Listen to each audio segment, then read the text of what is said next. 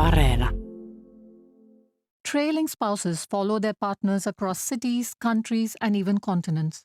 But what happens to their own dreams, ambitions, and sense of identity along the way? This week, we hear from spouses making a new life in Finland and hear how they can restart their careers here. Networking is such a big thing here. And I think the thing about networking is that it's sometimes a scary word for people. I think sometimes it feels like this very formal thing, like, oh, I need to go to a conference and like wear my best blazer and, shake hands with big important people. But I think the important thing to remember is that networks are everywhere.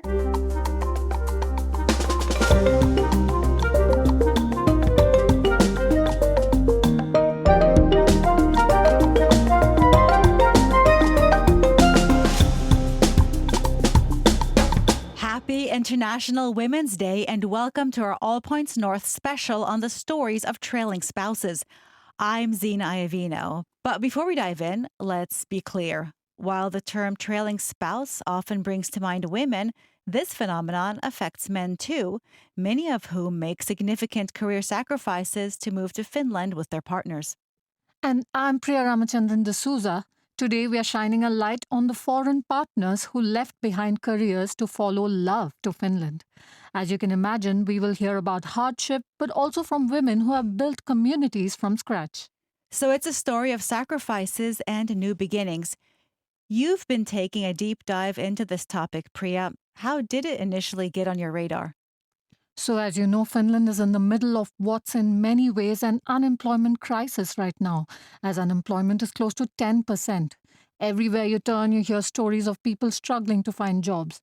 And yes, we all know that foreigners already have a tough time in Finland's job market, but there's another group among them that faces an extra layer of challenges, and they are the trailing spouses. These are people who moved to Finland for their partners, who either live here or moved here for work. And in most cases, we are talking about women, highly skilled, experienced professionals who, despite their qualifications, just can't seem to find a foothold here. So we have this large pool of talented people who are just waiting on the sidelines, wanting to build their professional lives here, but are not getting the opportunities. And what makes their situation even trickier is that many of them left behind successful careers for their partner's job. That adds a whole extra layer of pressure and frustration. Now, this topic is also very timely because of the economic news coming out recently. As you mentioned, Priya, unemployment is close to 10%, while some economists have said that we're shifting from a recession to a depression, which would mean a longer road to recovery. It's tough out there, but even more so if you're a foreign woman. Statistics Finland has crunched the numbers and found that many highly educated immigrants do not find work matching their qualifications. They are 28 times more likely to get a job cleaning offices than Finnish-born university graduates. So let's just let that sink in. Yes, well, studies also show that highly educated women have lower employment rates than their male counterparts. And that's for many reasons, including women tending to have careers in social and health professions where language standards are more stringent than at, for example, an IT company. Well, in researching this episode, we heard from many women doing jobs not matching their degrees. One of them was Anna-Maria Nurmela. She moved to Finland from Estonia 9 years ago with a master's in international relations. She reached out to tell us she's stuck cleaning. Here's her story. And so it took me 1.5 years before I got my first and last job in Finland. And it was secretary job in technological company in Vantaa. And I was so not happy with that position. And I was thinking, hey, I just, came to the country that I have a good degree. I have great experience working in different countries. And I'm seeing myself somewhere like mid-level, maybe. I don't want to start with just secretary who opens the door and greet the customers, pretty much. Yeah, and I was thinking, okay, well, this is the first job. This is the first step. After that, I will go up, up, up. Well, guess what? That never happened. Yeah. So after 7 years I spent at that job, I got laid off due to economic situation. And even while I was sitting at that position, I was trying to fill up application for something that was where I could use my education, my diplomas, and it was really interesting to me. In a period of 5 years, I got called on an interview twice. So fast forward a bit, and Anna Maria started her business, a bridal shop, but while her company is getting off the ground, she's had to find ways of earning income. And the only position I could get was cleaning, because it was also offered the morning hours and not even a full time. So this is just the sadliest I ever been in my life, I have to say, like job wise. And there we heard from Anna Maria Nurmela. It is a fact that far more immigrant women move to Finland for family reasons than men. These women are the ones navigating childbirth, taking on caregiving responsibilities, and staying home with small children. And that often leads to significant career gaps.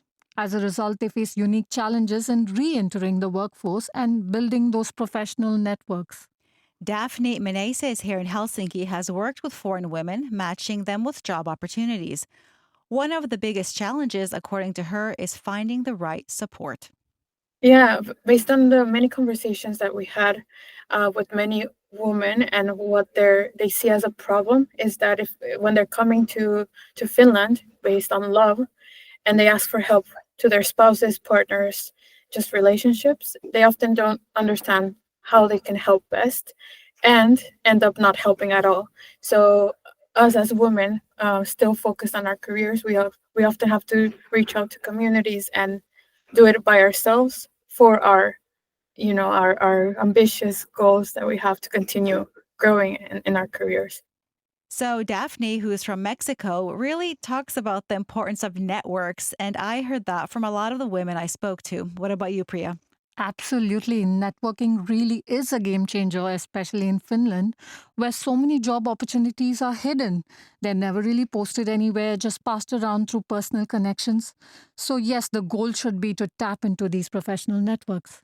But in some good news, more and more cities and municipalities are catching on to this and stepping up with extra support that goes beyond just the staple integration classes. They offer specialized spouse programs or clubs for highly skilled professionals. They host things like community meetups where job seekers could meet potential employers in a more casual, informal setting. I caught up with Los Angeles transplant Lauren Young, who works as a community coordinator for the city of Espoo. She helps highly skilled job seekers in the city find work. She has a great perspective since she told me she arrived as a trailing spouse and initially started looking for a job here in her field, which is library and information science. Yeah, actually, we featured Lauren in one of our news articles recently. So, ESPO runs what they call a competence center for highly educated immigrants. Well, that's a mouthful, but they essentially provide networking events and career counseling. Basically, they help people make connections in the industry. Here's Lauren with some tips on how to foster your connections in Finland. Networking is such a big thing here. And I think the thing about networking is that it's sometimes a scary word for people. I think sometimes it feels like this very formal thing, like, oh, I need to go to a conference and like wear my best blazer and, shake hands with big important people. But I think the important thing to remember is that networks are everywhere. We all have networks, whether you think you do or not. You can have networks through your hobbies, through family activities if you have kids. Or one thing that I've often heard is the best way to network in Finland is to get a dog. And you'll meet lots of people at the dog parks, and just getting the conversation going, getting to know people, getting to know what they do, what they're interested in. And to remember that networking also, it's not a one-way street. It's a two-way relationship, and you can always be thinking like, okay, what can I bring to this person as well? And a great perspective there from Lauren Young. Interestingly, she brought up socializing at the dog park. In one of our shows, we actually learned that getting a dog was the quickest way to meet new people here. Well, that or having a kid, but I guess puppy is the quicker route. Yeah, I'd say so. We've talked about the importance of putting yourself out there when looking for a job, but that's effort in itself. And if you're a mother, you have to carve out that time. I want to play you a clip from my chat with Lucia Vujerman. She's a career counselor at the Turku University of Applied Sciences. She's also helped launch the peer support NGO, International Working Women of Finland. How can I start then a career in a new country, still looking after younger kids? And even though in Finland there is a system that supports you, it supports you basically when you are studying or working, to put the kids in a younger age to kindergarten. You cannot say, I want to put my kids to kindergarten because I want to start to look for a job, which is itself a job. And women feel somehow guilty, which men do not have that sense of guilt at all. They just like take the time to do what is required to do. While women prioritize family, kids, and after they start to take the time for themselves to do what is necessary to do to look for a job, which is really a full-time exercise, because you were talking about what are the solutions to look for jobs. Well, I've been reviewing like a lot of job tools that are necessary to look for jobs, like CVs, cover letters, or LinkedIn's profile. This is the first step. Have your tools in order. So have somebody to review your CV, have somebody to review your cover letter, start to be active on LinkedIn. So, and I think this is the base, that this is what is necessary. But a lot of people don't do it properly. And it's the first big problem, because there's different ways in different kind of the world. So when we talk about international people, a good CV that could work, for example, in India, it doesn't work at all in Finland. So how should we change into the Finnish way of thinking? Okay, So- I have to stop you there. What is the Finnish CV? Like, what are the things that Finnish recruiters look for? Well, first of all, they look for a short CV, like 1, max 2 pages. Well, like in other parts of the world, especially when we call about resume, they are much longer. They can be even 5 or 6 pages with a lot of details. So short CV with a picture, with concise what have you done and what you have achieved. So Finnish recruiters love to read even numbers. How have you contributed? What you have achieved? And I'm checking a lot of CVs, especially from international students, because I work at Turku University of Applied Sciences. So what I'm telling to the students is like, you may don't have no experience, but you have to prove that you can learn, that you can do things. So put in your CV somehow that you've been able to progress and learn and advance. So show that you are able to learn what you've been taught.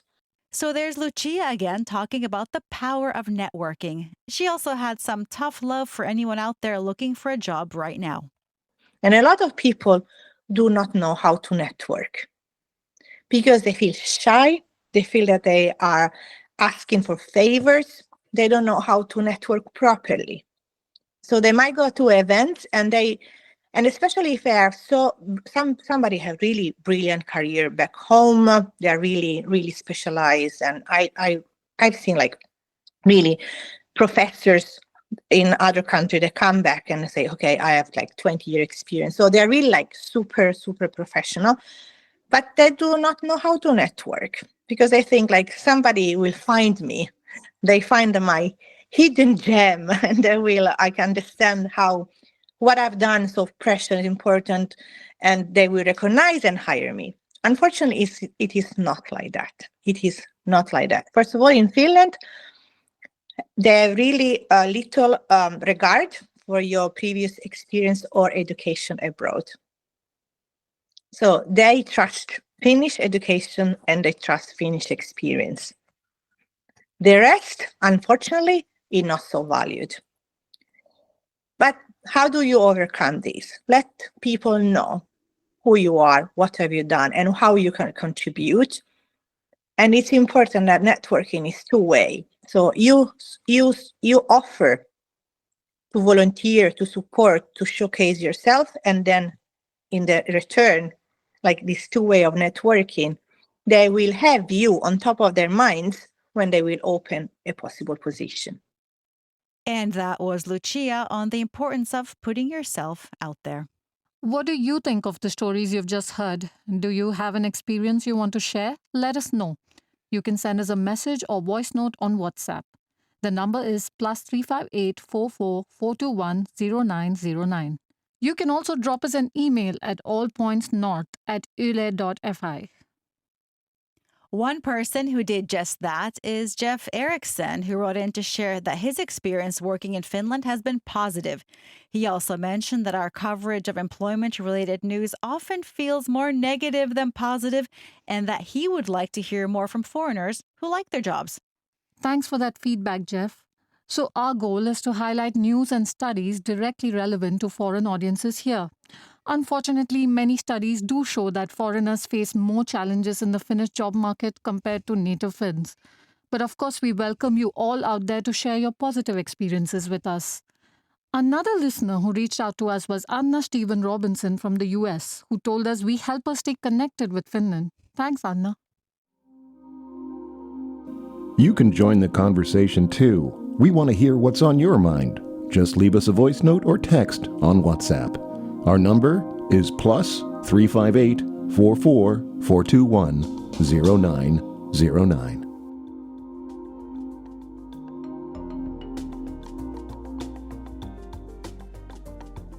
Let's have a look at what else has been making the news in Finland this week. Finnish politicians, including President Alexander Stubb, expressed concern following the White House debacle last week, saying Vladimir Putin came out on top as the Ukrainian and U.S. presidents clashed in the Oval Office. Prime Minister Petteri Orpo, however, emphasized Finland's good relations with the United States. Russia continues to pose the greatest threat to Finland's national security. That's according to a report from the Finnish Security and Intelligence Service Supo. The agency warned that Finland must be prepared for an increase in Russian hybrid influencing once the war in Ukraine ends.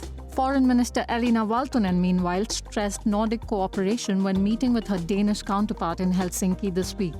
Of course, the most pressing issue is now the upcoming peace negotiations. There are two things I want to leave you with. The Finnish position is very clear. Well, first of all, no aggression should be rewarded. Ukraine has the right to its full sovereignty and territorial integrity, and we have the right and indeed keep on aiding Ukraine towards the freedom that their people have chosen as their future. Finland's gender pay gap remains stubborn. Despite equal qualifications, women in Finland still earn significantly less than men, according to an Yle salary comparison tool.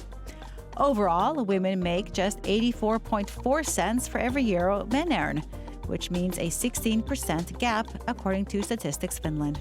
Your sweet tooth will not be punished. The Finnish government has cancelled plans to raise VAT on sweets and chocolate from 14 to a proposed 25.5%. However, the proposal will now be abandoned due to the backlash. Almost 1 million people in Finland are at risk of poverty or social exclusion, according to Statistics Finland. This represents nearly 17% of the population, with the number of those facing acute financial struggles rising steadily over the past decade. Finland's main political parties published their candidate list for the upcoming municipal and county council elections, with most parties seeing a drop in candidates compared to the previous elections. The Finns party experienced the largest decline, losing around 2,000 municipal candidates. In more election news, the latest Yle poll shows the Social Democratic Party still leading, though support slightly declined. Meanwhile, the Centre Party has gained significant ground, while both the SDP and the National Coalition Party have lost support since the last survey. As Finland's Muslim student population grows, schools are adopting different approaches to Ramadan fasting. In Helsinki, schools have been suggesting that young pupils limit fasting outside of school hours. Several experts have recommended a maximum of 2 hours of screen time for children each day, but a Finnish researcher says he thinks that's still too much. And it looks like we've reached the end of another show. The weekend's almost here. I am looking forward to enjoying some of the spring-like weather we've been hearing so much about this week. What about you, Priya? Oh, we are ditching the sunshine and going into a dark movie theater for a kids' movie screening as part of the Tampere Film Festival. Looking forward to that. That sounds nice. On that note, do you have a streaming tip for us this weekend, Zena? Of course I do. And staying with today's theme of restarting careers in Finland, I'm going to recommend an Yle documentary called Thank You Finland and Goodbye. It's available on our favorite free streaming platform Arena and features foreigners from different walks of life who find themselves at a career crossroads. Well, that definitely sounds like a timely watch. And that's all we have time for today. Thanks for listening, and thanks to our audio engineer today, Katja Kostiainen. Bye. Bye.